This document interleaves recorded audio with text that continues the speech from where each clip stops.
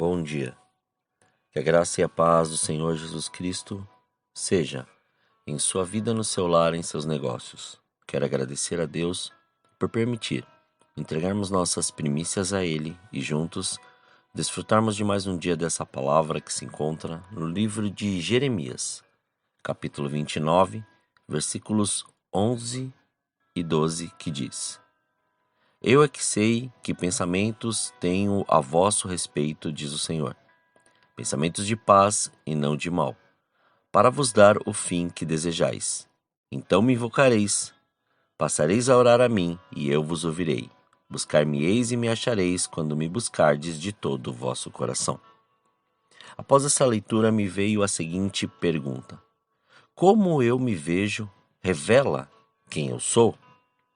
É comum frases de efeito, bradadas de pulmões cheios, proclamadas de que somos aquilo que queremos ser, que somos exatamente do modo com o qual nos enxergamos. Mas, será que essas frases estão de acordo com as Escrituras Sagradas, com a Palavra de Deus?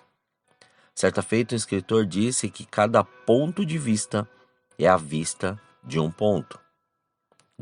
De fato, tal assertiva tem sua parcela de verdade. É bem verdade que o que realmente somos, ou seja, concretizado por nossa identidade, deve ser observado e concluído de um ponto que nos enxergue de forma direta, límpida e sem quaisquer embaraços.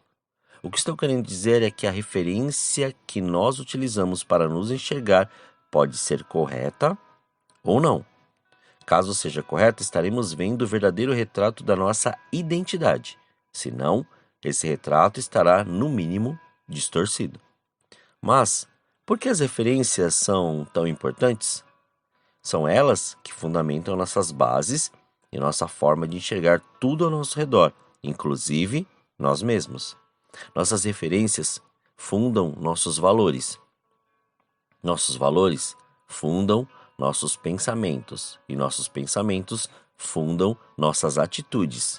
Simples assim. Existem três principais referências que você pode estar utilizando para enxergar quem você é. A primeira delas, e mais comum em nossa sociedade, é a autorreferência. O prefixo alter, proveniente do latim, significa outro. Assim, a autorreferência é a forma de se enxergar a partir da referência do outro, ou seja, da forma como os outros nos enxergam ou desejam que nós sejamos. Explico.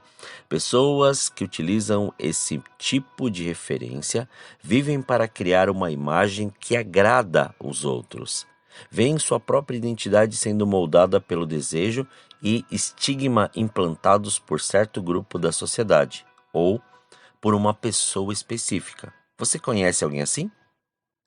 Quem não conhece alguém que estudou determinado curso universitário só para agradar os pais? Se via como médico, porque os pais assim queriam, mas na verdade desejava ser professor. Ou quem não conhece alguém tão preocupado com a moda ou com a forma com a qual as pessoas a verão, que mais parece um manequim sendo transfigurado toda vez que a tendência estilística muda? Na verdade, essas pessoas não sabem quem realmente são e, por tal motivo, projetam nos outros a forma de ver a si mesmas. Na verdade, elas não gostam do que veem em si mesmas, preferindo a imagem implantada pelos outros. Ocorre que a autorreferência produz uma forma distorcida de se enxergar, ocasionando doenças na alma e problemas de identidade. Com o tempo, para uns, leva uma vida inteira. Pode a pessoa cair em si e perceber a ineficácia desse modo de agir. Ela decide que não mais será o que os outros querem, mas o que ela mesma quer ser e que ninguém vai impedi-la. É então que surge a segunda forma de enxergar sua própria identidade, a ego-referência. O prefixo ego provém do grego que significa eu. Quem se enxerga a partir dos óculos da ego-referência decide que pode ser quem quiser ser e ninguém pode pará-la. Alimentados por um antropocentrismo desenfreado, discursos motivacionais e inflamados pela emoção gritam que você é quem você quer ser. Infelizmente, a egorreferência é contrária àquilo que diz na palavra, nas escrituras sagradas. Conquanto o discurso seja desejável aos ouvintes ingênuos, ele tem por fim a frustração e a euforia apenas. Funciona mais ou menos assim: a pessoa clama com voz estridente: eu serei o presidente da República. Então o que acontece? Ela passa a viver fora da realidade. Quando não consegue ser eleita presidente da República, logo vem a decepção e a frustração. O problema não está em querer ser presidente da República, mas em não se enxergar como verdadeiramente é, e por isso não gostar do que vê e querer ser algo diferente do que enxerga. Na autorreferência, a pessoa só quer ser como os outros desejam porque não suporta ser como é. Na egorreferência, a pessoa só deseja se tornar como ela mesma gostaria de ser porque não aguenta mais ser quem ela realmente é, ou, ao menos, quem ela pensa que é. Tanto a autorreferência como a egorreferência carecem de autenticidade e não encontram amparo na palavra de Deus. E por fim, há uma terceira forma de enxergar quem você é. Trata-se da teorreferência. O prefixo tel, proveniente do grego, significa Deus. Teorreferência é a forma de se enxergar a partir da referência divina. Ora, nós humanos somente conseguimos nos enxergar por meio de máscaras. Nós vestimos máscaras todos os dias. Uma hora vestimos a máscara de pai, em outro momento a máscara de filho, no momento seguinte a de cônjuge, depois a de amigo. Essas máscaras vão moldando a forma como enxergamos a nós mesmos. Enfim, é como se o nosso rosto fosse invisível e só pudéssemos nos enxergar diante do espelho se vestidos com as nossas máscaras. Se as tirarmos, não conseguimos nos enxergar, não vemos absolutamente nada. Veja, se precisamos de máscaras para nos enxergar, há uma grande probabilidade de não nos enxergarmos da forma correta. É que os eventos de nossas vidas distorcem as nossas máscaras. Nossos traumas, lutas, medos, dificuldades, decepções e traições podem distorcer nossas máscaras, motivo pelo qual podemos estar enxergando quem não somos de verdade. Contudo, é o que podemos ver, já que só nos enxergamos por meio de máscaras, muitas delas distorcidas e desfiguradas pelas dores da vida. Por outro lado, Deus não nos enxerga com máscaras. Ele é o único que pode nos enxergar quando tiramos nossas máscaras. Ele nos vê além das máscaras.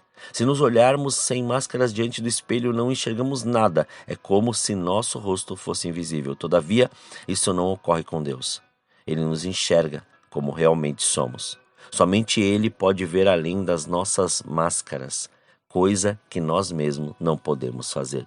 É por isso que, para que você possa descobrir quem você realmente é, você precisa se enxergar com os olhos de Deus.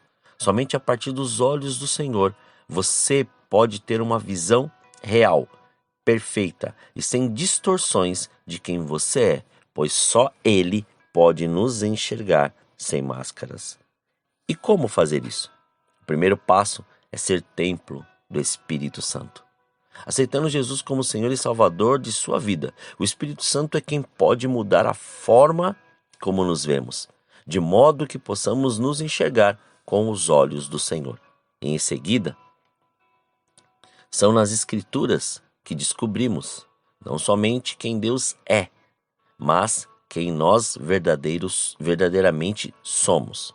Mas o mais fascinante disso tudo é que Deus nos enxerga como a sua obra-prima, a obra-prima de sua criação, como herdeiros, como filhos, como sacerdócio santo, como aqueles que são mais do que vencedores, como destinatários da paz de Deus, como a menina dos olhos dele. O inimigo de nossas almas tem se utilizado de máscaras distorcidas para aprisionar a muitos, de modo que você não possa se enxergar como verdadeiramente é, ou seja, como o Senhor Jesus te vê. Não permita isso. Descubra-se. e permita tirar tudo o que está impedindo você de enxergar com os olhos do Senhor.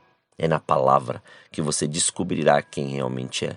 Então, comece a ter a percepção de enxergar tudo pela palavra, através da palavra, e sendo ensinado e deixando que o Espírito Santo mostre tudo com clareza e destreza. Não deixe com que nenhum orgulho ou soberba sejam maiores que esta presença que o Senhor revela sobre a sua vida. Pois é no Senhor que temos a revelação de quem somos verdadeiramente e o que temos que fazer para que o seu nome seja glorificado em todas as nossas ações e atitudes. Oremos. Pai, nós te louvamos e te agradecemos, Senhor. Graças te damos por mais este dia.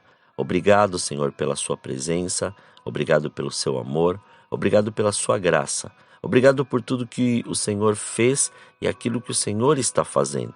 Obrigado pela oportunidade de mais este dia, de estarmos aqui, Senhor, de podermos não só ouvir a sua voz, mas compreender perfeitamente que muitas vezes, mesmo diante, Senhor querido, do teu evangelho, mesmo diante da sua palavra, mesmo diante, Senhor querido, desta proximidade, desta intimidade, deste relacionamento, nós temos, Pai, que começar a analisar a nossa vida.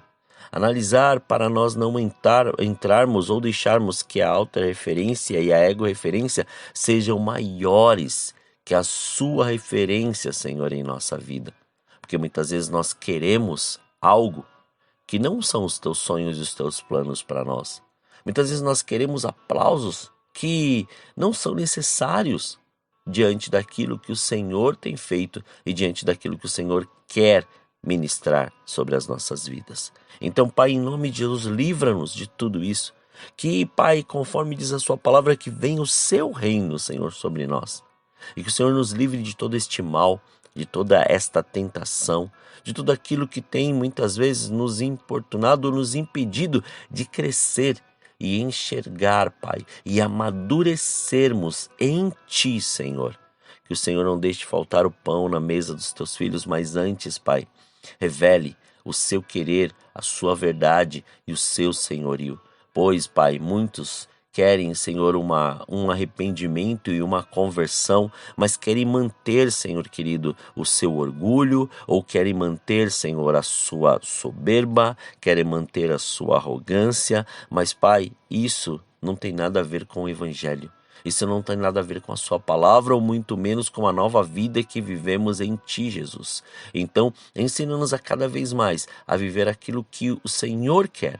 Mostra-nos e revela-nos e faça-nos mergulhar nestes princípios, para que nada, Senhor, se perca antes, ó Senhor, tudo seja feito para a glória do Seu nome. Muito obrigado por esse dia, Pai. Consagramos tudo diante de Ti, para que o Seu nome seja glorificado, exaltado e engrandecido em tudo o que fizermos, Pai.